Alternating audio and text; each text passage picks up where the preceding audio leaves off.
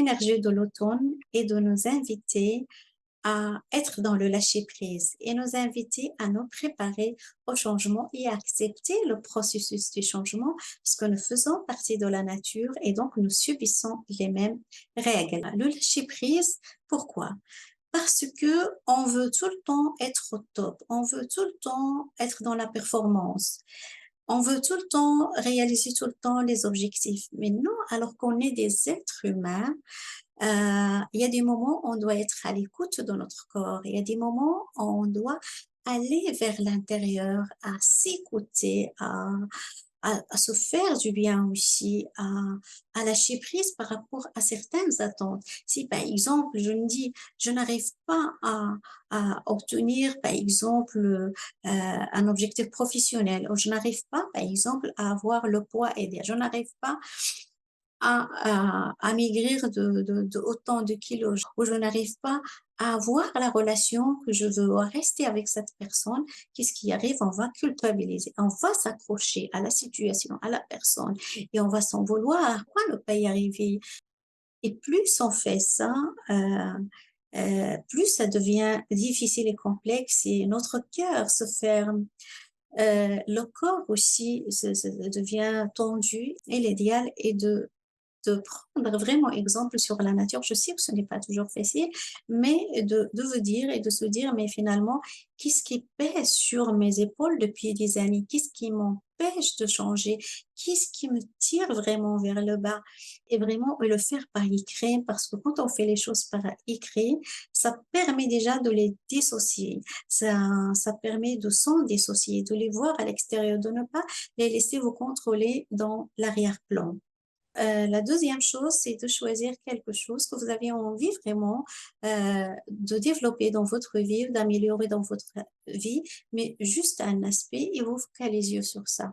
Que ce soit faire du sport, être dans le mouvement, être dans l'activité, ou bien gérer le stress professionnel, ou peut-être cette solitude qui vous pèse et vous voulez vraiment retrouver confiance en vous, retrouver cette estime pour pouvoir aller vers la vie qui vous convient, vers la relation qui convient. Évidemment, ça demande de lâcher prise par rapport à la résistance. Vivre de la résistance, c'est normal quand on veut changer quelque chose, que ce soit résoudre un problème ou réaliser un objectif. Pourquoi?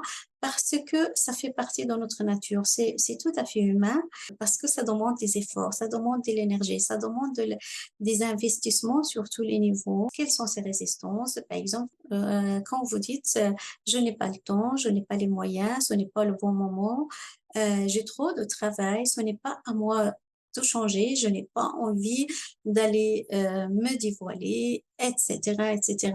Et ça se traduit aussi par des formes de procrastination. Il ne faut pas oublier qu'à l'intérieur de nous, quel que soit notre âge, il y a un enfant.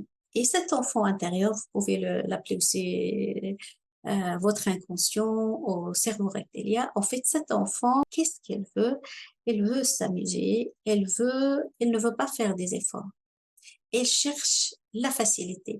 Donc, nous, on peut le rassurer et jouer avec cet enfant. On lui montre quels sont les avantages. Peut-être je vais me sentir bien, je vais être en bonne santé, je vais être heureuse, je vais m'épanouir dans ma relation, je vais mieux communiquer, me sentir bien, être à ma place professionnellement, je vais mieux gérer mon temps et retrouver le temps pour moi, pour faire autre chose dans ma vie. Donc, vous voyez, donc, il commence à voir les avantages et surtout la récompense. Il ne faut pas oublier cette notion de plaisir. Après chaque exercice, après chaque séance, est-ce que je vais me récompenser? Nous avons tous des croyances qui peuvent nous limiter et ces croyances, c'est par exemple, je ne veux pas y arriver, je ne me sens pas à la hauteur, je ne me sens pas capable, je manque de confiance. Et c'est aussi normal, c'est légitime. En fait, le piège dans le changement, c'est malgré que les personnes fassent des efforts, le piège, c'est que quand il y a cette résistance, c'est que je n'accepte pas. Je lutte contre l'idée que je n'y arrive pas. Je lâche prise par rapport à ça.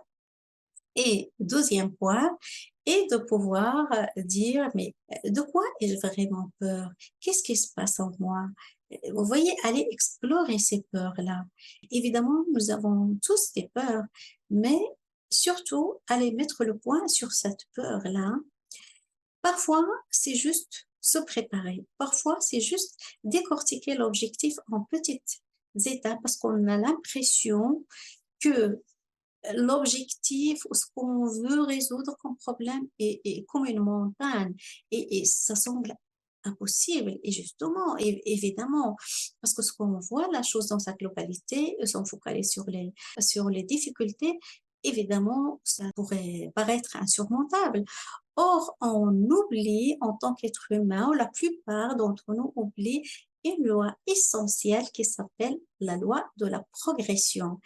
Elle consiste à quoi? C'est-à-dire à décortiquer les choses en petites étapes et encore en petites étapes à tel point que ça peut paraître insignifiant, même faire quelque chose vraiment de ridicule, ne serait-ce que aller marcher pendant une minute, aller faire de l'activité physique pendant une minute.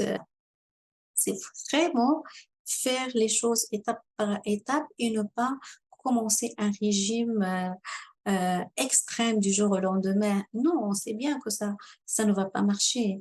Gérer le stress, évidemment, c'est d'abord accepter ce stress et de dire, mais qu'est-ce que je peux améliorer? Est-ce que je peux améliorer ma communication? Est-ce que je peux travailler sur mes peurs intérieures? Qu'est-ce que je peux faire? Quelle est la première étape, ne serait-ce que de le reconnaître?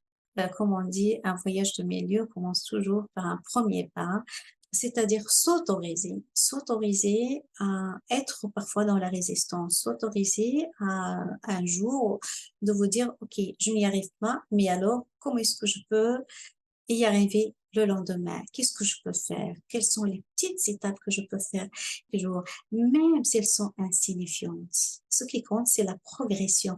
C'est vraiment cette progression chaque jour. Et c'est ça qui renforce la confiance en soi et l'estime de soi et cette image de soi.